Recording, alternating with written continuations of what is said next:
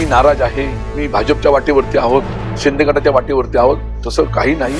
तर पिकल्या आंब्यावरती दगड कोणते मारतात ना, तशा तऱ्हेचा प्रयत्न भाजपचा असेल, अन्य कोणाचा असेल, हा निष्ठावंत सैनिक बाळासाहेबांचा राहणार, याबद्दल कुठची माझ्या मनामध्ये शंका नाही.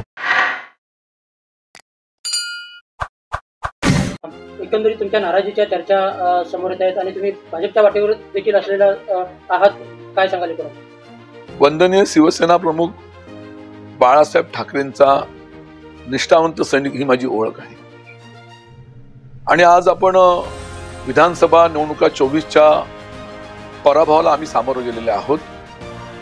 ते दुःख, ती खंत, त्या वेदना माझ्या सकट माझ्या मतदारसंघातल्या अनेक पदाधिकाऱ्यांना आणि आम जनतेला आहे. आणि पराभवाचं ही खंत असताना भविष्याचं शिवसेना मार्गक्रमण आम्ही या ठिकाणी करतोय.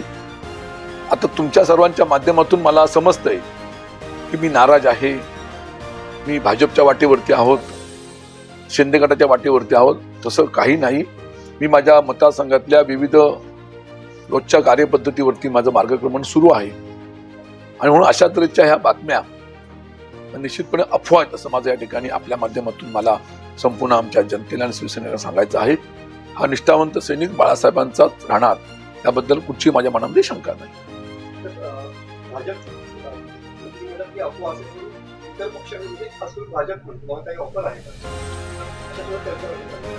तर पिकल्या आंब्यावरती दगड कोणते मारतात ना, तशा तऱ्हेचा प्रयत्न भाजपचा असेल, अन्य कोणाचा असेल, तो त्यांचा प्रयत्न असेल. साहेब, शिवसेनेचे खासदार नरेश म्हस्के असे म्हणाले की शिवसेना उबाटा गटाचे सर्व आमदार, जे निवडून आलेले आमदार आहेत किंवा जे नाराजी माझी आधी उबाटा नाही आहे, उद्धव बाळासाहेब ठाकरे असं आमचं पक्षाचं सुंदर असं नाव निवडणूक आयोगाने आम्हाला दिलेलं आहे. तर उद्धव बाळासाहेब ठाकरे शिवसेनेचे म्हणजे आमदार आणि माजी आमदार हे सुद्धा आता शिवसेनेत येण्यास इच्छुक आहेत असं नरेश. मी आपल्याला सांगितलं, प्रत्येकाचं ते वैयक्तिक मत असेल, पण माझं मत, माझ्या भावना ह्या तुम्हाला सांगितलेल्या आहेत. माझ्या मतदारसंघातल्या आमच्या अनेक पदाधिकाऱ्यांच्या, जनतेच्या भावना महत्वाच्या आहेत. या बाबतीमध्ये याच्या आधी सुद्धा अनेकदा चर्चा झाली. मी आता माझ्या मतदारसंघामध्ये रोजच्या कार्यपद्धतीतून जात आहे.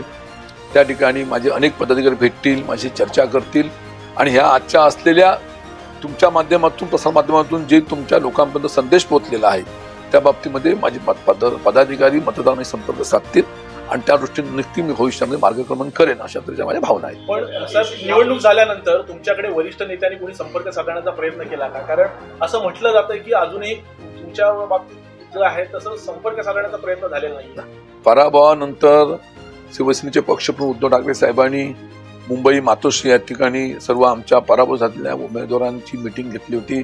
त्या बैठकीमध्ये एक कशा तऱ्हेने पराभव झाला, त्याची कारणं काय, त्याचं आत्मचिंतन त्या ठिकाणी करण्यात आलं आणि त्या दृष्टीने योग्य त्या सूचना त्या ठिकाणी आम्हाला देण्यात आलेल्या आहेत. आणि म्हणून त्या पद्धतीने वरिष्ठ असा तोच आमच्या दृष्टीने महत्वाचा आहे. तुमच्याशी भाजपकडून संपर्क झालेला आहे का? तुमच्या म्हणजे तुम्ही मगाशीच बोललात, पिकलेल्या आंब्यावर कोणीतरी दगड मारतात, दगड मारण्याचा प्रयत्न करतो तो आंबा खाताना खाली मिळतो ना, तो त्यांचा प्रयत्न असू शकेल, पण माझ्याशी कोणताही संपर्क आतापर्यंत झालेला नाही. आगामी काळात म्हणजे तुमच्याशी वरिष्ठांकडून चर्चा, म्हणजे निवडणुकीनंतर, विशेषतः तुमचा पराभव झाल्यानंतर अनेकांनी, स्थानिक पदाधिकाऱ्यांनी शिवसेनेच्या राजीनामे दिलेले होते, जिल्हाप्रमुखांच्या राजीनाम्याची देखील मागणी केलेली होती. त्याची दखल काही वरिष्ठांकडून घेण्यात आली का?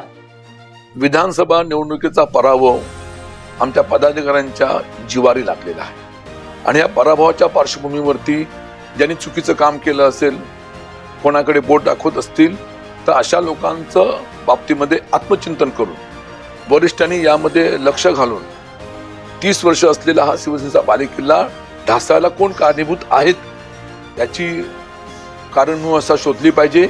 आणि ज्यांनी ही परंपरा असलेली शिवसेना उद्धव बाळासाहेब ठाकरेची पक्षाची परंपरा ही खंडित केलेली आहे आणि दुर्दैवाने समोरच्या विरोधी पक्षाच्या उमेदवाराला मदत केलेली आहे, ह्याचा कुठेतरी त्यांनी सर्वे केला पाहिजे. आणि सर्वे करून अशा असलेल्या व्यक्ती निघाल्या तर त्यांच्यावरती योग्य ती कारवाई केली पाहिजे.